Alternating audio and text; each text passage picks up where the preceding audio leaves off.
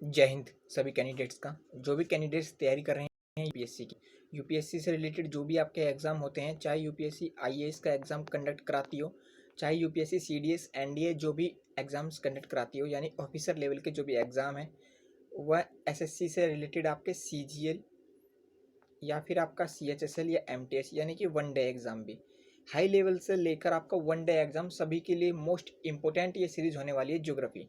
11th की जो NCERT है वो आप सभी जानते हैं कि यूपीएससी आईएएस के लिए, सीडीएस के लिए, प्री एग्जाम्स के लिए भी और मेंस के लिए भी कितनी ज़्यादा इंपॉर्टेंट है। और एसएससी के जो बड़े बड़े एग्जाम्स हैं सभी में जो है आप जानते हैं एनसीईआरटी की बुक्स बहुत अच्छा रोल प्ले करती हैं।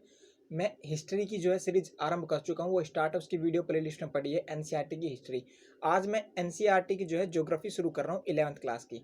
11th क्लास की ज्योग्राफी यदि आपने कर ली, 12th क्लास की ज्योग्राफी कर ली, तो आपका जो है आपका 40% कम यूपीएससी के एग्जाम्स का हो जाता है। ठीक है, 11th क्लास ज्योग्राफी। चलिए मैं नोट्स के साथ शुरू कर रहा हूँ। प्लस में एनसीईआरटी की ज्योग्राफी के साथ साथ हम माजिद हुसैन जी की बुक से भी करेंगे जीएल। ठीक है, और भी जो इंपॉर्टेंट बुक्स हैं उनसे भी करेंगे।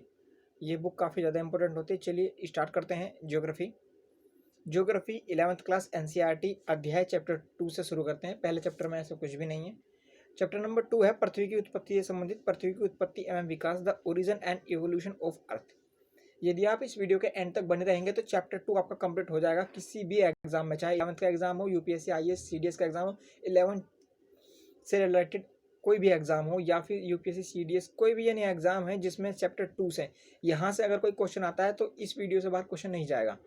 ओके, चलिए मैं आप आगे बता देता हूँ। पृथ्वी की उत्पत्ति के संबंध में दो महत्वपूर्ण सिद्धांत हैं। पृथ्वी से रिलेटेड चैप्टर है ये दूसरा। तो पृथ्वी की उत्पत्ति यानी पृथ्वी कैसे आई और अन्य ग्रह कैसे आए, इससे रिलेटेड जो है दो सिद्धांत है, एक आरंभिक सिद्धांत और एक आधुनिक सिद्धांत। ठीक है, पहला क्वेश्चन तो यही बन जाएगा कि पृथ्वी की उत्पत्ति से संबंधित कुल महत्वपूर्ण कितने कितने सिद्धांत है। तो सबसे पहले पृथ्वी की उत्पत्ति से संबंधित महत्वपूर्ण दो सिद्धांत है, एक आरंभिक सिद्धांत और दूसरा आधुनिक सिद्धांत। यानी आरंभिक का मतलब अर्ली और आधुनिक का मतलब मॉडर्न थ्योरी। हम डिटेल से स्टडी करते हैं आरंभिक सिद्धांत को। ठीक है, चलिए देखते हैं कि आरंभिक सिद्धांत में क्या बताया गया है। तो आरंभिक सिद्धांत क्या है देख लीजिए। पृथ्वी की उत्पत्ति से संबंधित ये हैंड रिटन नोट्स हैं, काफ़ी ज़्यादा कई बुक से जो है निचोड़ यानी काफ़ी साधारण और सरल भाषा में आपके लिए तैयार किया गया है। वो देखते हैं हम सबसे पहले पृथ्वी की उत्पत्ति के संबंध में जो आपका सबसे आरंभिक सिद्धांत है वो देख लेते हैं। पृथ्वी की उत्पत्ति के संबंध सिद्धांत जो है किसके द्वारा बताया गया था, ये इमैनुअल कांट के द्वारा। सबसे पहले जो पृथ्वी की उत्पत्ति से संबंधित खोज करनी स्टार्टिंग की थी आरंभिक सिद्धांत की, वो इमैनुअल कांट ने की थी। इमैनुअल कांट जो है जर्मन के फिलोसफर हैं।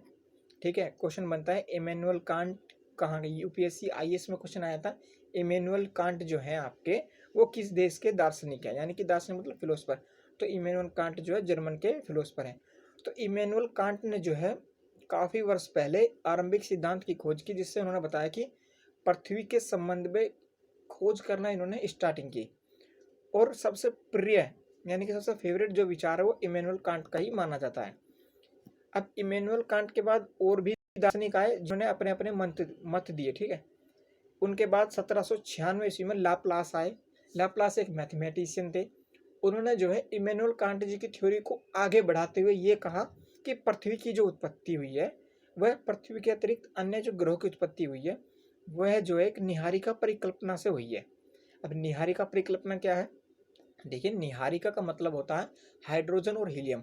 मान लीजिए ये इतना बड़ा बादल है, एक गोला है, इसके अंदर हाइड्रोजन और हीलियम है, तो बार बार आपको हाइड्रोजन और हीलियम ना पढ़ना पड़े इसलिए इसको दिया गया है। ठीक है, ये किसने बताया, लाप्लास ने। लाप्लास ने थोड़ा सा संशोधन किया और कहा कि पृथ्वी की उत्पत्ति आपका निहारिका से हुई, यानी कि हाइड्रोजन और हीलियम गैस के बादलों से हुई। तो लाप्लास की थ्योरी को तीसरे वैज्ञानिक ने थोड़ा सा आगे बढ़ाया। ठीक है, वैज्ञानिक सबसे पहले कौन थे आपके, इमैनुअल कांट। दूसरे आपके वैज्ञानिक थे लाप्लास। तीसरे वैज्ञानिक आते हैं रूस के ऑटो सीमन। ऑटो सीमन है ये रूस के हैं। क्वेश्चन पूछ लेता है कि ऑटो सीमन किस देश के हैं, रूस के हैं। और जर्मनी के कार्ल वाइजास्कर। तो दो वैज्ञानिक ये आए, दो पहले। इन्होंने थ्योरी को थोड़ा सा और आगे बढ़ाया 1950 में, और इन्होंने ये बताया कि निहारिका परिकल्पना थोड़ा सा संशोधन किए और यह बताया कि सूर्य जो है निहारिका से घिरा हुआ था। एक तो इन्होंने ये कहा कि सूर्य निहारिका से घिरा हुआ था। निहारिका का मतलब क्या था, हाइड्रोजन और हीलियम। इन्होंने बताया कि इसमें कुछ गैस और धूल के कण भी थे। इन्होंने बताया हाइड्रोजन और हीलियम के अतिरिक्त, ऑटो सीमन और कार्ल वाइजास्कर ने, कि हाइड्रोजन और हीलियम तो बता दिया था, किसने बता दिया था, ये बता देता आपका हाइड्रोजन हीलियम तो लाप्लास ने कहा था हाइड्रोजन हीलियम से निहारिका है, उसी से ग्रहों का निर्माण हुआ है। परंतु रूस के ओटो सिमड और साथ में कॉल वाइजास्कर ने 1950 में बताया कि निहारिका जो है, निहारिका के अंदर हाइड्रोजन हीलियम के साथ साथ कुछ धूल के कण भी थे और सूर्य जो है पूरा का पूरा निहारिका से घिरा हुआ था। ठीक है, सूर्य जो है पूरा का पूरा निहारिका से घिरा हुआ था और इसी से जो है पृथ्वी की उत्पत्ति हुई एक ब्लास्ट के विस्फोट के चलते। अब चलिए थोड़ा सा और आगे इस थ्योरी को बताते हुए द्वितारक सिद्धांत आया। द्वितारक सिद्धांत में एक वैज्ञानिक आए 1990 ईस्वी की बात है, शायद 1990, हाँ, चैम्बरलैन और मोल्टन। द्वितारक सिद्धांत को ही प्रमाणित मान लिया गया और द्वितारक सिद्धांत के आधार पर ही माना गया है ग्रहों की उत्पत्ति।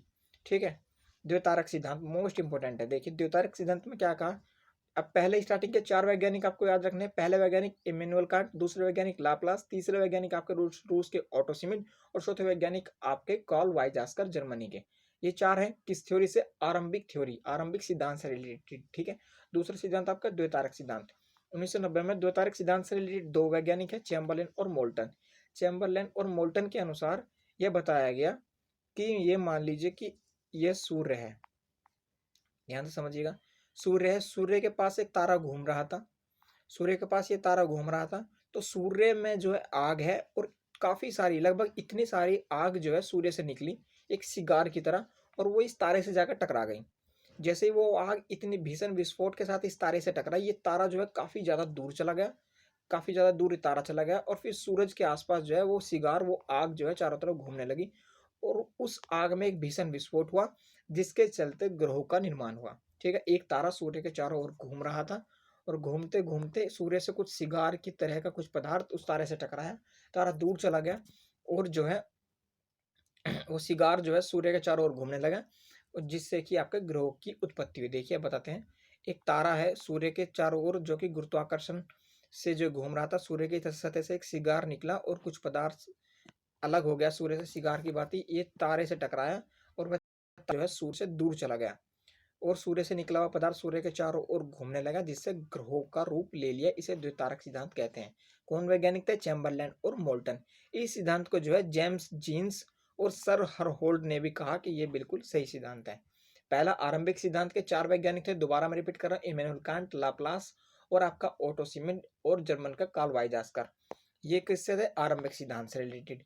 दूसरा द्वितारक सिद्धांत से रिलेटेड कौन से वैज्ञानिक थे, चैम्बरलैन, मोल्टन और जो समर्थन इनको मिला हरहोल्ड और सर जीन्स का मिला। 8 वैज्ञानिक हो चुके हैं, आपका आरंभिक सिद्धांत हो गया और आपका द्वितारक सिद्धांत हो गया। एग्जाम में इन वैज्ञानिकों के नाम से क्वेश्चन बनते हैं इसलिए मैं आपको बार बार रिपीट करा रहा हूँ। आरंभिक सिद्धांत क्या है इसकी पुष्टि कीजिए, तो 4 वैज्ञानिक का नाम लिखना है, उनकी थ्योरी लिखनी है। इन 4 वैज्ञानिक का नाम लिखना और तारे वाली थ्योरी को आपको बताना है। आपका तीसरे नंबर पर आता है आधुनिक सिद्धांत जो कि मॉडर्न थ्योरी है, बिग बैंग थ्योरी। आपने गाने में भी सुना होगा, तेरी मेरी स्टोरी जैसे बिग बैंग थ्योरी। ओके, ये बिग बैंग किसी को नहीं पता, सॉन्ग में यूज हो चुका है, अलग अलग यूज हो चुका है, पर बिग बैंग थ्योरी है क्या, आज मैं आपको बताऊंगा। ओके, तो ये आधुनिक सिद्धांत है, मॉडर्न सिद्धांत तो सर्वव्यापी है, सबने इसको अपना लिया। अब बिग बैंग थ्योरी क्या कहती है आपकी, कि ब्रह्मांड की उत्पत्ति के संबंध में बिग बैंग थ्योरी आपकी बताती है ब्रह्मांड की उत्पत्ति के बारे में, कि ब्रह्मांड की उत्पत्ति कैसे हुई, ये बिग बैंग थ्योरी से आपको पता चलता है। तो चलिए बिग बैंग थ्योरी को जान लेते हैं। बिग बैंग थ्योरी किससे रिलेटेड है, मतलब बिग बैंग थ्योरी ब्रह्मांड की उत्पत्ति के संबंधित है, कि ब्रह्मांड की उत्पत्ति कैसे हुई। अब देखिए बिग बैंग थ्योरी का एक अलग से नाम है, पेपर में अगर आ जाए कि एक्सपेंडिंग यूनिवर्स हाइपोथेसिस, यानी कि विस्तारित ब्रह्मांड परिकल्पना बताएं, तो आप कहेंगे सर ने तो बिग बैंग थ्योरी बताया था, आ गया विस्तारित ब्रह्मांड परिकल्पना। तो बात एक ही है, बिग बैंग थ्योरी को ब्रह्मांड परिकल्पना कहें। तो चलिए शुरू करते हैं 1920 से। 1920 में एक वैज्ञानिक है एडविन हब्बल। ठीक है, एडविन हब्बल है और एडविन हब्बल जी ने क्या कहा, आगे देख लेते हैं। ये big bang theory, Edwin Hubble ji ने कहा कि आरंभ में सभी पदार्थ जिनसे ब्रह्मांड बना है एक छोटे परमाणु के रूप में था, यानी कि एक छोटा सा परमाणु के रूप में था और काफी ज्यादा इसके अंदर घनत्व और इसका ताप बहुत ज्यादा था, इसका टेम्परेचर बहुत ज्यादा था, इसका घनत्व भी बहुत ज्यादा था। पर धीरे धीरे जैसे जैसे इसका टेम्परेचर ज्यादा हुआ वो ये बढ़ता गया और इसके अंदर इतना विस्फोट हुआ कि ब्रह्मांड जो है फैलता गया और ब्रह्मांड में 1 सेकंड के बाद जो है ब्रह्मांड का काफ़ी ज़्यादा विस्तार हो गया और इससे ग्रहों का और पूरे सौरमंडल का निर्माण हुआ। ये बिग बैंग थ्योरी है कि एक छोटे से परमाणु में भीषण विस्फोट हुआ और 1 सेकंड के अंदर ब्रह्मांड का विस्तार हो गया और यह घटना आज से 1370 करोड़ साल पहले हुई थी, बिग बैंग थ्योरी। और बिग बैंग थ्योरी की घटना के 3 लाख साल बाद जो है टेम्परेचर में कमी आ गई। टेम्परेचर आपका 4500 डिग्री केल्विन तक गिर गया और आपका जो है एडविन हब्बल जी कहते हैं कि आज भी ब्रह्मांड का विस्तार हो रहा है और सभी ने इस बात को मान भी लिया। परंतु इनके अपोजिट ही एक वैज्ञानिक है होयल, उन्होंने दी है स्थिर अवस्था संकल्पना। पेपर में क्वेश्चन पूछेगा बिग बैंग थ्योरी क्या है, आरंभिक थ्योरी क्या है और आपका आरंभिक थ्योरी क्या है, बिग बैंग थ्योरी क्या है और स्थिर अवस्था संकल्पना क्या है। अब स्थिर अवस्था संकल्पना क्या है, जब हब्बल जी ने कहा कि ब्रह्मांड का आज भी विस्तार हो रहा है तो होयल नामक एक वैज्ञानिक ने कहा है कि ब्रह्मांड का विस्तार जो होना था वो हो चुका है, अब ब्रह्मांड का विस्तार नहीं हो रहा है, ब्रह्मांड किसी भी समय एक जैसा ही रहा। हालांकि ब्रह्मांड का जो विस्तार हो रहा है इसके प्रमाण ज़्यादा मिलते हैं। तो अब मैंने आपको ये बताया था, अभी सबसे पहले आपको स्टार्टिंग के 4 वैज्ञानिक क्या थे, सबसे पहले देख लेते हैं जिन्होंने बताया आरंभिक सिद्धांत। आरंभिक सिद्धांत इमैनुअल कांट, इमैनुअल कांट के बाद लाप्लास, निहारिका परिकल्पना और फिर ऑटो सिमन और कार्ल वाइजास्कर आरंभिक सिद्धांत से रिलेटेड। और द्वितारक सिद्धांत से रिलेटेड आपके चैम्बरलैन, मोल्टन और चैम्बरलैन मोल्टन के बाद चैम्बरलैन मोल्टन के साथ जिन्हें इनका सिद्धांत में समर्थन मिला वो थे आपके जेम्स जीन्स और हरहोल्ड। 4 वैज्ञानिक आपके आरंभिक सिद्धांत, 4 वैज्ञानिक आपके द्वितारक सिद्धांत, 8 और बिग बैंग थ्योरी से रिलेटेड आपके 2 वैज्ञानिक एडविन हब्बल और आपका होयल जी। ठीक है, तो कुल मिलाकर आपके हो गए 10 वैज्ञानिक जिनसे क्वेश्चन बनते हैं, मैंने भी बता दिया है। अब मैं आपको बताने वाला हूँ आकाशगंगा। आपने काफी बार आकाशगंगाओं का नाम तो सुना होगा, तो मैं आपको बता दूं आकाशगंगाएं होती क्या हैं। आकाशगंगा यानी कि गैलेक्सी और मिल्की वे। आकाशगंगाओं का मतलब होता है आपका बहुत सारे तारों का समूह। आप अपनी छत से गर्मियों के मौसम में या सर्दी के मौसम में, अभी बरसात के मौसम में तो नहीं, पर जब गर्मी और सर्दी का मौसम हो तो आप देख सकते हैं अपने छत से कि जब आप आसमान की तरफ देखते हैं तो तारे कितने ज़्यादा सुंदर लगते हैं। ओके, तो बहुत सारे तारों का समूह कहलाता है आकाशगंगा। आकाशगंगाओं के अंदर क्या होता है, हाइड्रोजन और हीलियम व धूल के कण। आकाशगंगाएं हाइड्रोजन, हीलियम और धूल के कणों से मिलकर बनी है। अरबों सितारों से मिलकर आकाशगंगा बनी है और ये जो अरबों सितारे हैं ये एक दूसरे से जो है गुरुत्वाकर्षण के कारण जुड़े रहते हैं और जो तारे कभी कभी टूटते हैं वो गुरुत्वाकर्षण के कम प्रभाव के कारण टूटते हैं। ठीक है, टकराव से टूटते हैं और इसे ही आकाशगंगा कहते हैं, जिसमें हाइड्रोजन और हीलियम और धूल के कण मौजूद हैं, अरबों सितारे हैं। और सभी के सभी ग्रह, सूर्य और धूमकेतु, पिंड, ग्रह, 8 ग्रह, ये सभी के सभी उल्काएं, ये सभी आकाश गंगाओं में ही शामिल हैं। ठीक है, हमारा सौरमंडल, सूर्य, ग्रह, पिंड, धूमकेतु, उल्काएं, पृथ्वी, छोटे छोटे पत्थर और अरबों सितारे, ये सभी के सभी क्या है, आकाश गंगाएं हैं। ठीक है, अब आपको क्लियर हो गया होगा आकाश गंगा किसे कहते हैं। तारों का निर्माण, आप सभी ने तारे तो देखे होंगे, अब ये तारे किस प्रकार से बने हैं ये मैं आपको बताता हूँ, एग्जाम में क्वेश्चन भी आते हैं। आकाशगंगाओं के बारे में मैंने आपको बताया था, आकाशगंगा किसे कहते हैं, अरबों तारों के समूह को आकाशगंगा कहा जाता है।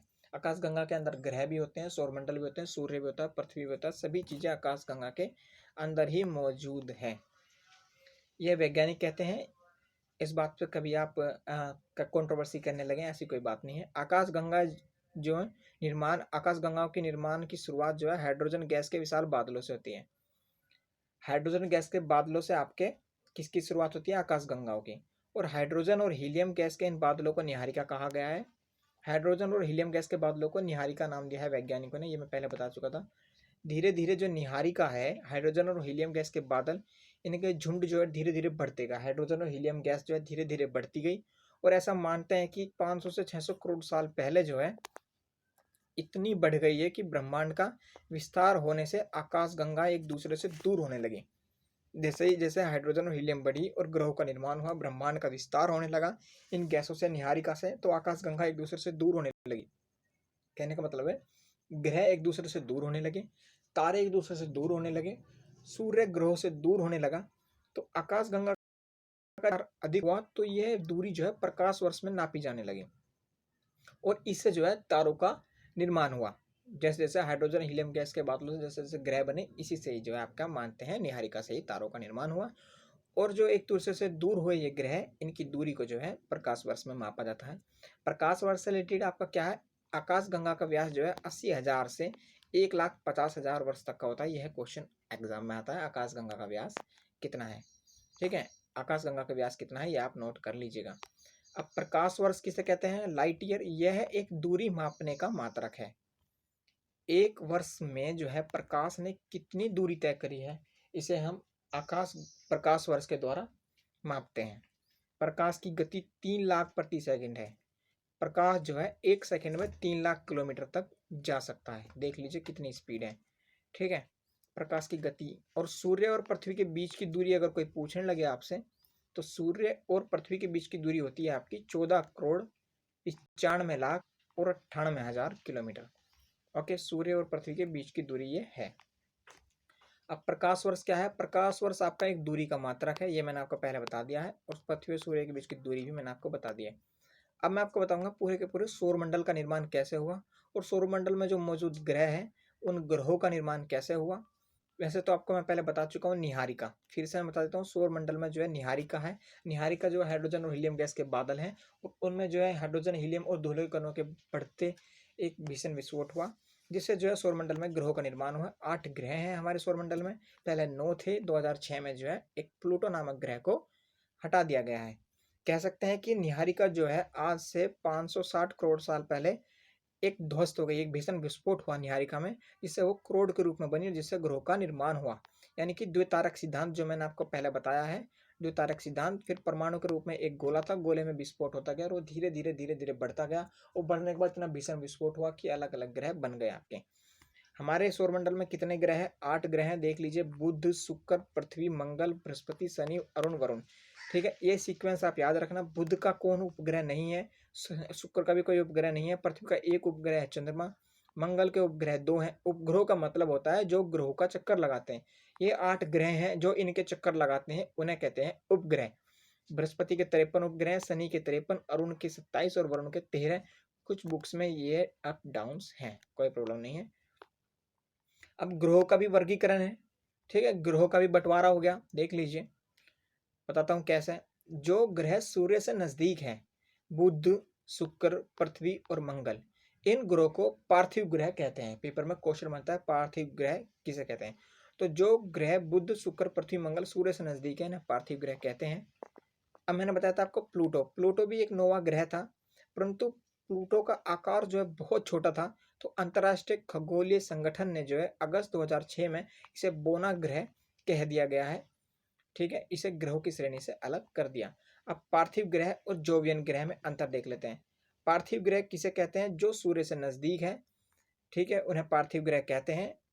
और सौर वायु जो है सूर्य के नजदीक होने के कारण ये जो पार्थिव ग्रह है, इनमें से हाइड्रोजन और हीलियम गैसों के काफी मात्रा को उड़ाकर ले गई, जिससे ये संघनित नहीं हो पाई।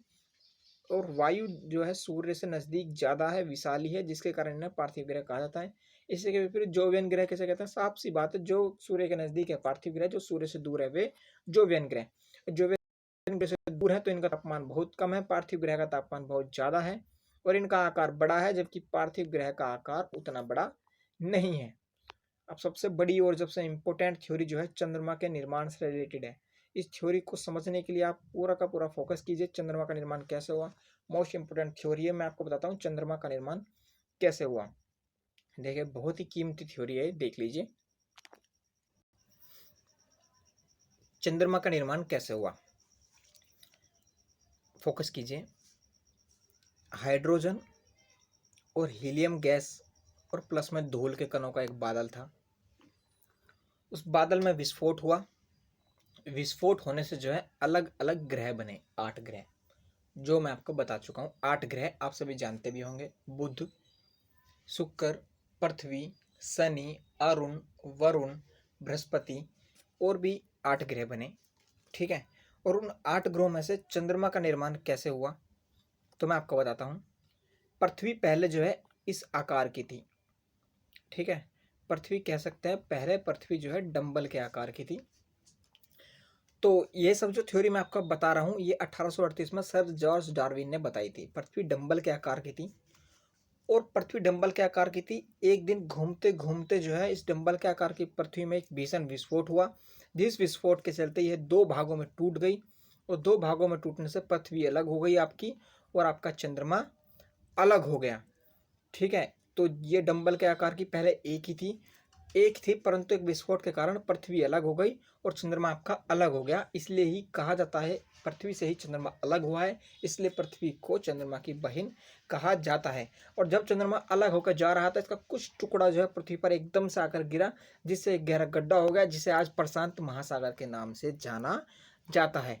इस घटना को जो है द बिग स्प्लैट कहा जाता है, यह टकराव, और इसी से ही आपका आज का प्रशांत महासागर बना। मान लीजिए डंबल के आकार की ये पृथ्वी है और पृथ्वी में भीषण विस्फोट हुआ, जिससे पृथ्वी अलग हो गई और चंद्रमा अलग होकर जाने लगा। कुछ चूरा आकर पृथ्वी पर एकदम से टकराया, एक बहुत बड़ा गड्ढा हुआ जो आज प्रशांत महासागर के नाम से जाना जाता है। यही सर जॉर्ज डार्विन ने कहा। देख लीजिए, पूरा पिंड डंबल के आकार का था, कुछ समय पश्चात पिंड टूट कर अलग हो गया और बड़े गड्ढे का निर्माण हुआ, जिससे कि प्रशांत महासागर के नाम से इसे जाना जाता है। परंतु आज के वैज्ञानिक कहते हैं कि ये डंबल के आकार की नहीं थी, पृथ्वी ऐसी ही थी चपटी, परंतु पृथ्वी ऐसी थी मंगल ग्रह से 3 गुना एक पिंड यानी पत्थर मंगल ग्रह से जो 3 गुना था, बहुत गर्म था, वो आकर पृथ्वी से टकराया और टकराने के बाद इतना भीषण विस्फोट हुआ कि पृथ्वी के 2 टुकड़े हो गए। एक टुकड़ा चंद्रमा कहलाया और एक टुकड़ा आपका पृथ्वी कहलाया। तो ये वर्तमान वैज्ञानिक मानते हैं कि पृथ्वी एक ही थी, परंतु मंगल ग्रह से 3 गुना पिंड आकर पृथ्वी से टकराया और टकराव से एक हिस्सा टूटकर अलग हो गया, जिसे चंद्रमा कहा। और ये सारी घटनाएं जो हुई थी, ये टाइम आपका 4.44 अरब पहले हुआ, यानी आज से लगभग 444 करोड़ साल पहले की ये घटना है। अब मैं आपको बताता हूँ पृथ्वी कैसे बनी। अब पृथ्वी जिस प्रकार से, अभी तो बता दिया पृथ्वी कैसे बनी, पृथ्वी का उद्भव कैसे हुआ। पृथ्वी जो है निहारिका हाइड्रोजन और हीलियम गैस के बादल थे, हाइड्रोजन और हीलियम गैस के बादल थे, जो इनमें धूल के कण भी थे, और इनमें एक भीषण विस्फोट हुआ जिसे निहारिका कहते हैं, जिससे अलग अलग ग्रह बने 8, उनमें से एक ग्रह जो है पृथ्वी भी बना। पृथ्वी में पहले जो रहने लायक नहीं थी, क्योंकि पृथ्वी में हाइड्रोजन और हीलियम गैस जो है बहुत ज़्यादा थी, परंतु ये पृथ्वी के अंदर हाइड्रोजन और हीलियम गैस बहुत ज़्यादा थी। आपको मैं बता दूं, पृथ्वी फिर धीरे धीरे पृथ्वी सुंदर बन गई और वायुमंडल भी पृथ्वी के अंदर आ गया और जीवन के लिए पृथ्वी अनुकूल बन गई। और ये जीवन के लिए अनुकूल कैसे बनी पृथ्वी, ठीक है, अब मैं आपको बताता हूँ, ध्यान से देखिएगा। आपने साइंस में पढ़ा होगा जल का जो है केमिकल फॉर्मूला होता है आपका H2O, ठीक है, और पृथ्वी के अंदर सबसे पहले क्या आता है, हाइड्रोजन और हीलियम, हाइड्रोजन और हीलियम प्लस में धूल के कण। तो घूमते घूमते एक दिन सूर्य से गर्म हवाएं चलने लगी। सूर्य की जो गर्म हवाएं है पृथ्वी की हीलियम गैस और धूल के कणों को उड़ाकर ले गई। पृथ्वी पर सिर्फ हाइड्रोजन उपस्थित था और गर्म हवाएं जो चल रही थी, हवा को क्या बोलते हैं, ऑक्सीजन। हवाएं जो चल रही थी वो पृथ्वी की ओर आई और हाइड्रोजन पृथ्वी पर था ही, और उन हवाओं ने यानी ऑक्सीजन ने जो पृथ्वी के हाइड्रोजन से जो संपर्क किया, और H यानी हाइड्रोजन, O यानी कि सूर्य से गर्म हवाएं ऑक्सीजन, इनका संपर्क हुआ और पृथ्वी पर जो है जल की उत्पत्ति हुई। ठीक है, पुनः बता देता हूँ मैं, ये पृथ्वी है, पृथ्वी पर हाइड्रोजन और हीलियम और धूल के कण मौजूद थे। सूर्य से गर्म हवाएं चलने लगी, हवा यानी कि ऑक्सीजन और हीलियम गैस और धूल के कणों को उड़ाकर ले गई। और पृथ्वी पर सिर्फ हाइड्रोजन बचा और हवा जो चल रही थी उसे ऑक्सीजन बोलते हैं। और हाइड्रोजन और ऑक्सीजन जब संपर्क में आए तब भीषण बादल बने, और हाइड्रोजन ऑक्सीजन से जो है बादल बनने के साथ कई करोड़ साल तक, 100-150 करोड़ साल तक बारिश होती रही। और हाइड्रोजन और ऑक्सीजन यानी मिलकर जल बनाते हैं, आज भी यह फॉर्मूला है जल का H2O। तो कई करोड़ साल तक ये बारिश होती रही, और जो गड्ढा जो है पृथ्वी और चंद्रमा के टूटने से एक गड्ढा बना था, वो गड्ढा जो है करोड़ साल में भर गया, जिसे आज प्रशांत महासागर का नाम दिया गया।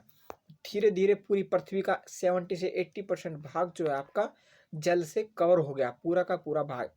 अब जब जल से कवर हो गया, पानी जीवन के लिए, उस पानी के अंदर क्या हुआ, धीरे धीरे कुछ कीड़े पैदा हुए, इससे ही जीवन का आरंभ हो गया। वो हम हिस्ट्री में पढ़ेंगे, मैं आपको बता चुका हूँ पृथ्वी पर मानव की उत्पत्ति कैसे हुई, ये हिस्ट्री का चैप्टर है। ज्योग्राफी पे हम सिर्फ पृथ्वी और ग्रहों सौरमंडल से रिलेटेड ही पढ़ेंगे। ओके, अगर आपको जानना है तो वो हिस्ट्री की मैं प्लेलिस्ट बना दी है, आप देख सकते हैं। अब पृथ्वी पर स्थल मंडल का विकास कैसे हुआ। स्थल मंडल यानी कि हमारे रहने लायक, अन्य ग्रह की भांति पृथ्वी वीरान थी, 70% पानी भी पृथ्वी पर भर गया, पृथ्वी वीरान थी। और द्रव अवस्था यानी कि पानी की अवस्था में पृथ्वी रह गई। और क्या हुआ, जो हल्के पदार्थ थे वो पृथ्वी के ऊपर आ गए यहाँ, और जो भारी थे, मेटल्स थे, जो आज भी पृथ्वी के अंदर से निकलते हैं, धातु, सोना, अभ्र, ये पृथ्वी के अंदर चले गए। ओके। और पृथ्वी पर एक बाहर क्रोड सी बन गई, एक बाहर जो ऐसी लेयर बन गई, और धीरे धीरे वो अलगाव के कारण लोहा केंद्र में चले गए, जिसे भूपर पट्टी बनी और हल्के पदार्थ जो है ऊपर आ गए। इससे ही पृथ्वी की जो है कई परतों में पृथ्वी बट गई, जिसे क्रमशः बाह्य क्रोड और अंतःक्रोड कहा गया है। इसी से स्थलमंडल का विकास हुआ। आप जानते हैं वायुमंडल का विकास कैसे हुआ, मैं नॉर्मल लैंग्वेज में आपको बताने की कोशिश कर रहा हूँ। पृथ्वी का वायुमंडल में जो है विभिन्न गैसें थी, जैसे मैं आपको कई बार बता चुका हूँ, हाइड्रोजन और हीलियम गैसें थी, और सूर्य से जो वो हीलियम गैस को और कई गैसों को उड़ाकर ले गई, परंतु ऑक्सीजन और हाइड्रोजन ने मिलकर जल दिया। और हाइड्रोजन और ऑक्सीजन के साथ साथ जो है नाइट्रोजन का भी आविष्कार हुआ, और पृथ्वी पे जो है नाइट्रोजन भी पाई जाने लगी, और धीरे धीरे नाइट्रोजन की जो रेशियो है वो बढ़ने लगा। पहली अवस्था में आदिकालीन वायुमंडल गैस, दूसरी अवस्था की गैसों को भाप, और तीसरी अवस्था की गैसों को प्रकाश संश्लेषण कहा गया। जिससे कि जब पृथ्वी पर मानव जीवन की उत्पत्ति हुई, जो प्रकाश संश्लेषण से आपका भोजन बनाने लगे। अब कहते हैं जलमंडल का विस्तार कैसे हुआ। अब पृथ्वी पहले गर्म और वीरान थी, और पानी और जल भी पृथ्वी काफी ज्यादा गर्म था, और गर्म होने के साथ साथ वायुमंडल में जो है जलवाष्प का संघनन इसी क्रम में हुआ, और कार्बन डाइऑक्साइड जो है वर्षा के पानी में मिलने लगी। जब पृथ्वी पर सूर्य से गर्म हवा चलने लगी, पृथ्वी पर हाइड्रोजन पाए जाने लगी थी, और पृथ्वी पर ऑक्सीजन भी पाया जाने लगा, तो जल बना, और जल काफ़ी ज़्यादा गर्म था। और जब इसमें कार्बन डाइऑक्साइड की मात्रा मिलने लगी, तब धीरे धीरे क्या हुआ, महासागरों का निर्माण हुआ, बारिश से गड्ढे भरने लगे, प्रशांत महासागर, कई सारे महासागर बने। और 380 करोड़ साल पहले जो है जीवन जो है पृथ्वी पर कीड़े वीड़े का आना आपका शुरू हो गया। धीरे धीरे पृथ्वी का जल जो है ठंडा हुआ, और पृथ्वी पर मानव जीवन आपका सुलभ हो गया। तो यह पार्ट 2 था आपका, चैप्टर नंबर 2 था आपका एनसीईआरटी के ज्योग्राफी का 11th का, जो मैं आपको कंप्लीट करा चुका हूँ। इससे बाहर आपका एग्जाम्स में एक भी क्वेश्चन नहीं आएगा, चाहे 11th के हो, चाहे आईएएस का हो, सीडीएस का हो, यूपीएससी सीएससी जो भी तैयारी कर रहे हैं हम, तो 11th ज्योग्राफी का चैप्टर 2 आपका मैं कंप्लीट करा चुका हूँ। पीडीएफ आपको टेलीग्राम पर दे दूंगा, लिंक डिस्क्रिप्शन बॉक्स में दिया होगा। कोई क्वेरी कोई क्वेश्चन हो तो आप इंस्टाग्राम पे मुझे डीएम मैसेज कर सकते हैं, फेसबुक आदि सभी लिंक आपको डिस्क्रिप्शन बॉक्स में दिए हैं। ठीक है, आप सपोर्ट कीजिए। वीडियो अगर आपको अच्छी लगी तो वो वीडियो बनाऊंगा। कंप्लीट 11th की ज्योग्राफी में आपको कराऊंगा, पार्ट 3 में आपको कल आपको करा दूंगा। ओके, चलिए। और साथ में ये माजिद हुसैन की बुक भी आपके साथ चल रही है सर की, और भी मैं आपको करा दूंगा। ठीक है, ओके भाइयों, ध्यान रखें, कई बार पढ़ें। जय हिंद।